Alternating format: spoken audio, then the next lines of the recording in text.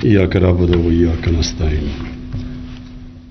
सबसे पहले तो शौकत तरीन आपको, आपकी सारी टीम को, जिन्होंने बड़ी मेहनत से ये आज प्रोग्राम को यहाँ तक पहुँचाया कि आज हम इसकी लॉन्च कर रहे हैं। मैं आप सबको ख़ास तौर पे खराज मेहनत से ये आज प्रोग्राम को यहाँ तक पहुँचाया कि आज हम इसकी लॉन्च कर रहे हैं। मैं आप सबको ख़ास तौर पे खराज तहसीन इसलिए पेश करता हूँ कि असल में ये हमें 74 साल पहले ये प्रोग्राम शुरू करना चाहिए था। देखिए, मैं ये समझता हूँ कि हमने एक बड़ी 74 साल पहले बहुत बड़ी गलती की, और मैं आपको बताता हूँ वो गलती क्या है। हम ये समझते थे कि एक वक्त पे हमारा मुल्क खुशहाल हो जाए, हमारे पास इतना पैसा आ जाए, उसके बाद हम फिर एक पाकिस्तान को फैलाई रियासत बनाएं। और ये जो सोच है ना कि पहले पैसा इकट्ठा होगा, पहले मुल्क में सरप्लस होगा, हमारे पास पैसा होगा, फिर वो हम गरीबों की तरफ लगाएंगे, मैं ये समझता हूँ कि फंडामेंटली गलत फैसले थे। देखिए, मदीना की रियासत की मैं क्यों बात करता हूँ, क्योंकि वो दुनिया की तारीख का सबसे कामयाब मॉडल था, और मॉडल की कामयाबी होती है जो उसके रिजल्ट्स देते हैं। तो वो जो फिनोमेना हुआ था मदीना की रियासत के बाद, ये एक तारीख का हिस्सा है, ये कोई फैंटेसी नहीं है या ये कोई मिथोलॉजी नहीं है, ये फैक्ट्स और फिगर्स हैं, हिस्टोरिकल, कि एक सिविलाइजेशन जिसकी हैसियत नहीं थी वो एकदम राइज किया और उसने दुनिया की इमामत की, और 1000 साल तक दुनिया का प्रीमियर सिविलाइजेशन रहा। तो मदीना की रियासत क्यों अल्लाह हमें कहता है कि नबी सल्लल्लाहु अलैहि वसल्लम की सुन्नत पे चलो, उनकी शरिया पे चलो, क्यों कहता है? हमारी बेहतरी के लिए कहता है। यह हमें गलत फहमी है कि हम अल्लाह को कोई फायदा पहुंचा सकते हैं। तो वो इसलिए हमें कहता है कि अगर आप उनके कैरेक्टर को फॉलो करेंगे तो कि इंसान का कैरेक्टर ऊपर चला जाएगा और वो एक अजीम इंसान बन जाएगा, और अगर आप उनकी जो उन्होंने रियासत बनाई थी उसके असूलों पे चलेंगे, आपकी रियासत उठ जाएगी। मेरा ये ईमान है कि जो मदीना की रियासत में तो हुआ था, पहले उन्होंने फलाई रियासत बनाई थी, फिर खुशहाली आई थी। ये बिल्कुल गलत हमें ख्याल है कि जो पहले पैसा आया था और फिर उन्होंने सारा निचले तबके को, जो पहली दुनिया की तारीख की एक वेलफेयर स्टेट बनी थी, वो वेलफेयर स्टेट पहले बनी थी, फिर खुशहाली आई थी। क्योंकि अल्लाह की बरकत आती है, जो हम अल्लाह में मानते हैं उसकी बरकत आती है, उसकी जब वो खुश होता है कि आप उसकी इंसानियत के लिए कुछ करते हैं तो ऊपर से फिर वो आपकी मदद करता है। क्योंकि इसकी कोई एक्सप्लेनेशन नहीं है कि देखते देखते दो सुपर पावर्स के बीच में एक कौम जिसकी हैसियत ही कुछ नहीं थी और डिवाइडेड थी ट्राइब्स के अंदर, वो एकदम उठ गई और दोनों सुपर पावर्स उसके सामने कोलैप्स कर गया और वो दुनिया की टॉप सिविलाइजेशन बन गया। तो उसमें सबसे बड़ी चीज है इंसानियत। जिस कौम में इंसानियत होती है, अल्लाह की बरकत आती है उसके ऊपर, और साथ साथ उसके इंसाफ। ये दोनों अल्लाह के हुक्म है, इंसाफ और इंसानियत। ये बेसिस है एक सिविलाइजेशन का। अब आप दो कौमें देख लें, एक ही जितनी आबादी दोनों की, एक तरफ हिंदुस्तान, दूसरी तरफ चाइना। 35 साल पहले देख लें, 40 साल पहले तकरीबन एक ही साथ थे दोनों। आप उनके सोशल इंडिकेटर्स देख लें, तकरीबन साथ साथ थे वो। आज चाइना आसमान पे पहुंच गया है और हिंदुस्तान में वही एक जजीरा है बहुत अमीर लोगों का और नीचे गुर्बत है। चाइना ने वो जो हम चाहते हैं, चाइना ने वो असल में मदीना का मॉडल फॉलो किया।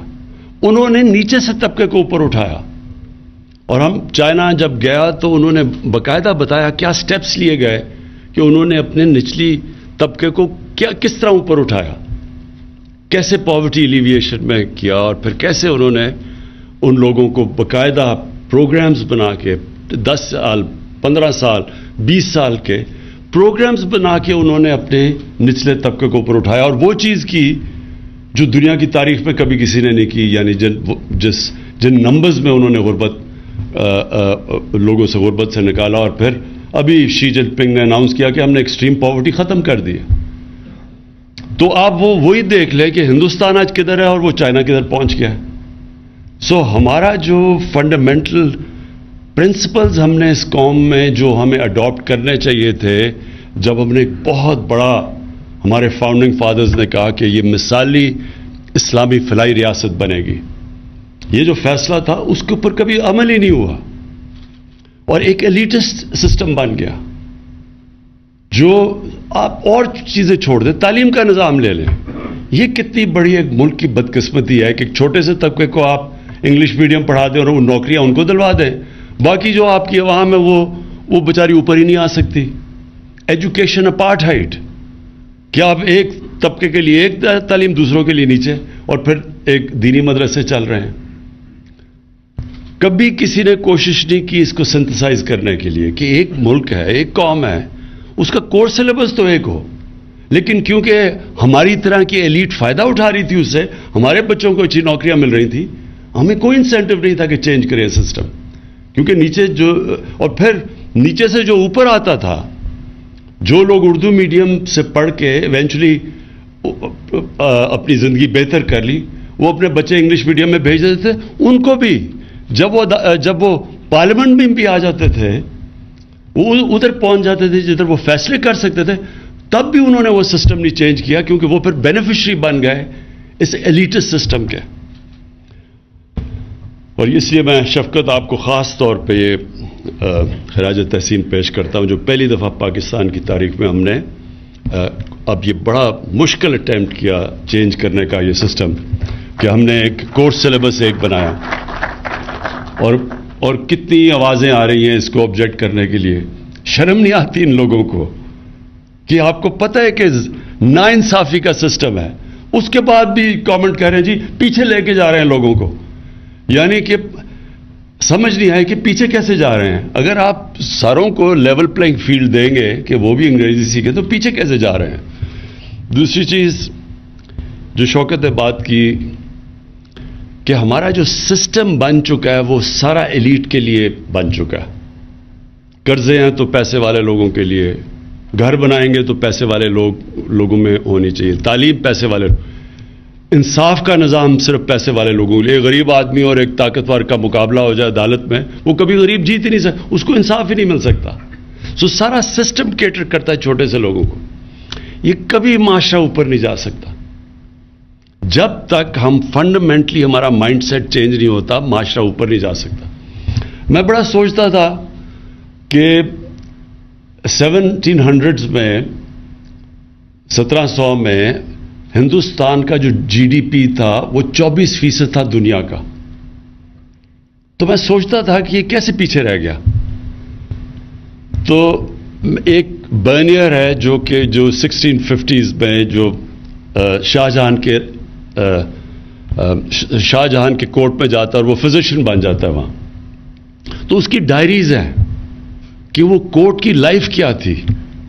تو اس میں بڑی زبردست انسائٹ ملتی ہے کہ ہم کیوں پیچھے چلے گئے. اس وقت سپر پاور تھے مغل، دنیا کی سپر پاور مانے جاتے تھے وہ.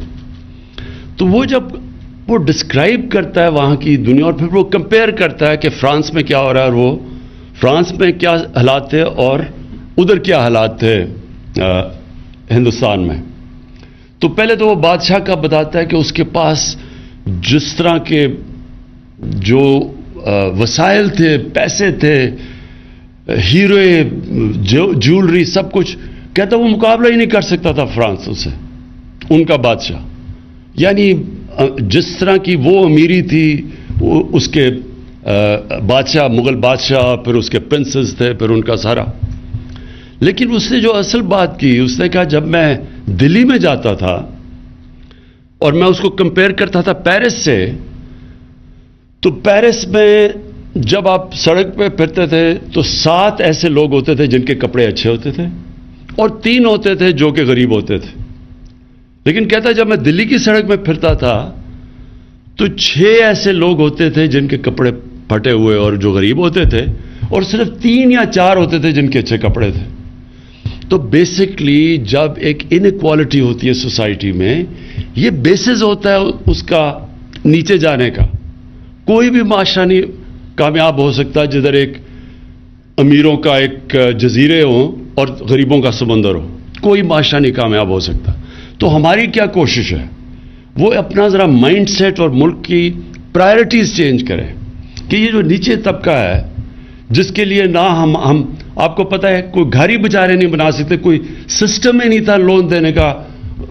غریبوں کو تو چھوڑیں، جو ہماری پروفیشنل کلاسز ہیں، غریب جو ہمارے لوور مڈل کلاسز ہیں، جو مڈل کلاسز ہیں، وہ بھی گھر نہیں بنا. کیش ہے تو گھر بناؤ. یا کوئی سسٹم ہی نہیں تھا ہاؤس فائنینسنگ کا. اور پھر جب ہم نے یہ کیا اور بڑی مشکلوں سے بڑی دیر لگی رکاوٹیں دور کرتے کرتے کہ کیوں نہیں فائنینس جا رہا نیچے، تو ہم نے پھر ریئلائز کیا فائنلی جب تیار بھی ہو گیا سسٹم، ہم نے قانون بھی وہ فورکلوجر لا کا جو قانون تھا وہ جو پھنسا ہوا تھا بڑی دیر سے، وہ بھی کسی نے کوشش کی کہ اس کو وہ اسٹے آرڈر ختم کرنے کے لیے. تو جب ہو بھی کیا، پھر بھی جو ہمارے بینکس تھے ان کے پاس انفراسٹرکچر ہی، ان کی ٹریننگ ہی نہیں تھی چھوٹے لوگوں کو قرضے دینے کے لیے. تو وہ چھوٹے لوگوں کو قرضے نہیں ملتے تھے. ہم نے پھر جب ریویو کرتے تھے تو اس لیے یہ بڑا زبردست آئیڈیا. اور شوکت ترین آپ کی اس لیے کیونکہ بینکنگ میں آپ کا ایکسپیرئنس تھا، تو اس لیے پھر یہ جو مائکرو فائنانس کی طرف آئے. اور جس طرح قوت کا بڑا زبردست ان کی تجربہ اور ایکسپیرئنس ہے، تو بجائے ہم نے ریئلائز کیا کہ بینکس جب تک سیکھیں گے چھوٹے لوگوں کو قرضے دینے میں تب تک تو ہمارے 5 سال بھی پورے ہو جائیں گے. تب ہم نے پھر سوچا کہ ہم مائکرو فائنانس کمپنیز کو لے کے آئیں، جو شوکت ترین کا آئیڈیا تھا. اور اب انشاءاللہ یہ جو کامیاب پاکستان ہے، یہ ایک لینڈ مارک پاکستان کی تاریخ میں ایک ایسا پروگرام یہ شروع کر رہے ہیں ہم، جو میں سمجھتا ہوں کہ خیر کامیابی تو اللہ دیتا ہے، کوشش انسان کی ہے. کہ میں یہ سمجھتا ہوں کہ جب آپ اس طرف لگ جائیں جدھر عام آدمی کی زندگی آپ بہتر کریں، جدھر غریب آدمی کی دعائیں لگیں، تو اسی معاشرے میں اللہ کی برکت آتی ہے. میں صرف اپنا تجربہ آپ کو شوکت خانم کا بتا دوں کہ ہم نے جب میرا صرف شوکت خانم بنانے کا صرف مقصد ایک تھا کہ غریب آدمی چھوڑیں، 95% 90% پاکستانی کینسر کا علاج نہیں کروا سکتے کیونکہ سب سے مہنگا علاج ہے. تو وہ میں نے تب سوچا کہ غریب آدمی، اگر ہم پیسے والے لوگوں کے لیے اتنا مہنگا علاج ہے تو غریب آدمی کے لیے تو امپاسبل ہے. تو شوکت خانم کا بیسس وہ تھا. اب یہ سوچیں کہ جب وہ ہاسپٹل بنا تو ہمیں سب نے کہا کہ غریب کا ایک پہلے ہی بڑا مشکل ہوتا ہے، کینسر ہاسپٹل کے جو ایکسپنسز جو چلانا اس کا رننگ کاسٹ سب سے زیادہ ہوتے ہیں. تو اگر آپ غریب کا مفت علاج کریں گے تو ہاسپٹل چلے گا ہی نہیں. تو ہمارے جو باہر سے بھی ایڈوائز، اپنے باہر سے ایڈمنسٹریٹر منگوایا، اس نے بھی یہ کہا کہ اگر آپ نے 5% سے زیادہ لوگوں کا مفت علاج کیا بند ہو جائے گا ہاسپٹل. اور وہ پھر ہاسپٹل نے میرا یہ جو ایمان پکا کیا کہ جب آپ غریب کے لیے، اور ہم کھڑے رہے، ہم نے وہی کیا کہ 70% کا مفت علاج ہوگا. تو یہ دنیا میں کوئی ایک پرائیویٹ کینسر ہاسپٹل نہیں جو 70% مریضوں کا مفت علاج کرتا ہے، کوئی نہیں ہے دنیا میں ایسا. اور جب ہم نے کیا تو یہ میں صرف آپ کو فگر دینا چاہتا ہوں کہ جو 70 کروڑ میں ہاسپٹل بنتا ہے وہ آج غریبوں کا 9 ارب روپے کا مفت علاج ہوتا ہے ہر سال. 9 ارب روپے کا. لیکن ہر سال پچھلے سال سے زیادہ پیسہ آ جاتا ہے. یعنی یہی قوم پیسے دیتی ہے. جو 70 کروڑ کا ہاسپٹل تھا جس نے کہا چلے گا ہی نہیں اگر آپ نے 5% سے زیادہ کیا، وہاں 70 سے بھی 75% کا مفت علاج ہوتا ہے. لیکن ہر سال پچھلے سال سے پیسہ زیادہ آتا ہے. تو اگر میں یہ کہوں کہ میں کوئی دنیا کا مارکیٹنگ جینیس ہوں کہ یہ میں کدھر سے پیسے لیا، یہ نہیں ہے. یہ اللہ کی برکت آتی ہے. غریب کی وہ آواز سنتا ہے، اس کی تکلیف میں اس کی دعائیں سنتا ہے. اور یہ ہم نے فنڈامنٹل غلطی کی ہے پاکستان میں. ہم نے یہ کبھی سوچا ہی نہیں کہ وہ جو لوگ جو نیچے طبقہ پیچھے رہ گیا ہے اس کے لیے ہم نے کیا کرنا ہے. ہماری ساری سوسائٹی کیٹر نہیں کرتی ان لوگوں کے لیے. ہماری یہ ملک میں سب سے زیادہ جنراسٹی ہے، یہ سب سے زیادہ خیرات دیتا ہے ملک، لوگ دیتے ہیں، لیکن گورنمنٹ جس کو لیڈ کرنا چاہیے تھا وہ سارے سسٹمز ہی بن چکے ہیں ایلیٹ کے لیے. سب کچھ پاکستان میں ہمارا سارا سسٹم صرف ایک چھوٹے سے ایلیٹ کو کیٹر کرتا ہے، اور جب آپ یہ چینج لے کے آتے ہیں تو بڑی ریزسٹنس آ جاتی ہے اس کے اوپر. تو یہ میں تو سرپرائز نہیں ہوں کہ انہوں نے بڑا کہا آپ کو کہ جی یہ نہیں ہو سکتا. ہمیشہ جب آپ یہ چیز کریں گے تو لوگ کہیں گے یہ نہیں ہو سکتا. یہ انشاءاللہ یہ بڑی محنت سے آپ تک یہاں پہنچے ہیں، انشاءاللہ یہ کامیابی سے چلے گا. آپ کو پرابلمز آئیں گے، آپ کے پاس پوری ایک کمیٹی مانیٹرنگ کرنے کے لیے بیٹھی ہونی چاہیے جو کانسٹنٹلی ایویلویٹ کرے کہ کس طرح کے پرابلمز آ رہے ہیں. پرابلمز آئیں گے آپ کو، لیکن آپ کو اس میں بہت اللہ کی برکت آئے گی جس کی وجہ سے یہ کامیاب ہوگا. میں صرف یہ کہہ دوں کہ اس وقت جب لوگوں کو مشکل ہے اور مہنگائی کی وجہ سے ہمیں پتہ ہے کہ نیچے لوگوں کو تکلیف ہے، لیکن میں لوگوں کو صرف یہ بتانا چاہتا ہوں کہ گورنمنٹ اپنی پوری کوشش کر رہی ہے کہ نچلے طبقے کو ہماری تکلیف نہ ہو اس ٹائم پہ جب کہ چیزیں مہنگی ہیں. تو میں صرف یہ بتا دوں کہ دنیا میں تیل کی قیمت پچھلے چند مہینوں میں 100% بڑھی ہے. پاکستان میں ہم نے صرف 22% بڑھائی ہے. اس وقت پاکستان سوائے وہ ملک جو 19 ملک ہیں جدھر تیل خود اسی یعنی جو ادھر سے تیل نکلتا ہے جن کو امپورٹ نہیں کرنا پڑتا، سوائے ان کے علاوہ پاکستان میں اس وقت سب سے کم قیمت پہ ہم ڈیزل اور پیٹرول بیچ رہے ہیں کیونکہ ہم نے صرف 22% بڑھائے ہیں. گندم 37% دنیا میں اس کی قیمت بڑھی ہے. یہ جو سارا کرنچ آیا ہے کووڈ کی وجہ سے دنیا میں جب سپلائی لائنز افیکٹ ہوئی ہیں تو اس وقت 37%. پاکستان میں ہم نے صرف 12% بڑھائی ہے. چینی دنیا میں 40% اس کی قیمت اوپر گئی ہے. پاکستان میں ہم نے صرف 21% بڑھائی ہے.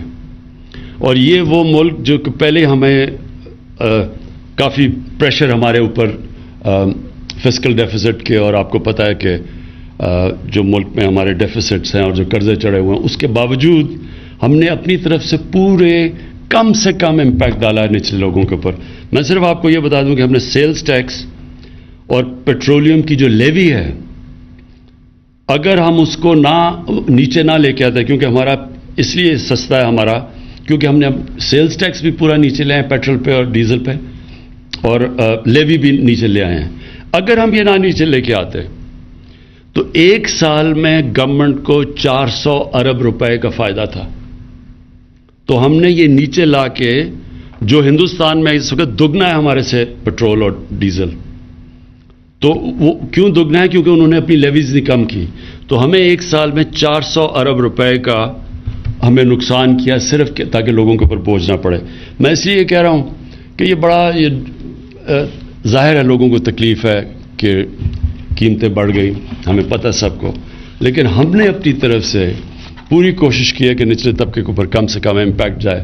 اور انشاءاللہ اب آنے والے دنوں میں ہم احساس کا اپنا ٹارگیٹڈ سبسڈیز کا پروگرام لے کے آ رہے ہیں، اور اس سے ہم نچلے ہاؤس ہولڈز کو 40% نچلے ہاؤس ہولڈز کو ڈائریکٹ سبسڈی دیں گے ان کو یہی کموڈیٹیز گندم کے اوپر اور آٹے کے اوپر اور چینی کے اوپر. اور یہ جو گھی دنیا کے اندر جو ہم امپورٹ کرتے ہیں تقریباً ہمارا 75% امپورٹ ہوتا ہے. جو پام آئل کی قیمت وہ تقریباً 80% بڑھ گئی ہے. تو وہ جو اگر یہاں اوپر گیا تو کیونکہ امپورٹ کرتے، بیسکلی امپورٹڈ انفلیشن ہے. 40 لاکھ ٹن ہم نے پچھلے سال گندم امپورٹ کی ہے. تو امپورٹڈ انفلیشن کی وجہ سے اس وقت مہنگائی ہے. ہم یہ سمجھتے ہیں کہ ایک تو ہم ٹارگیٹڈ سبسڈیز سے ڈیل کریں گے، دوسرا آنے والے دنوں میں یہ جب سپلائی کا یہ جو پرابلمز کم ہوں گے تو انشاءاللہ کموڈٹی کی قیمت دنیا میں جب نیچے آئیں گی تو پھر بھی ہمارے ملک میں بھی نیچے آ جائے گی. پھر سے میں آپ سب کو شوکت آپ کی ساری ٹیم کو، جتنے بھی آپ نے یہ جو کنسلٹیشنز کر کے یہاں تک پہنچے ہیں، میں ان سب کو آج خراج تحسین پیش کرتا ہوں. شکریہ. کامیاب پاکستان پروگرام کی افتتاحی تقریب سے وزیر اعظم عمران خان خطاب کر رہے تھے۔ انہوں نے کہا یہ پروگرام نچلے طبقے میں انقلاب لائے گا، معاشی ترقی کے طویل مدتی قرضے دیے جائیں گے تاکہ لوگ اپنا کاروبار کر سکیں۔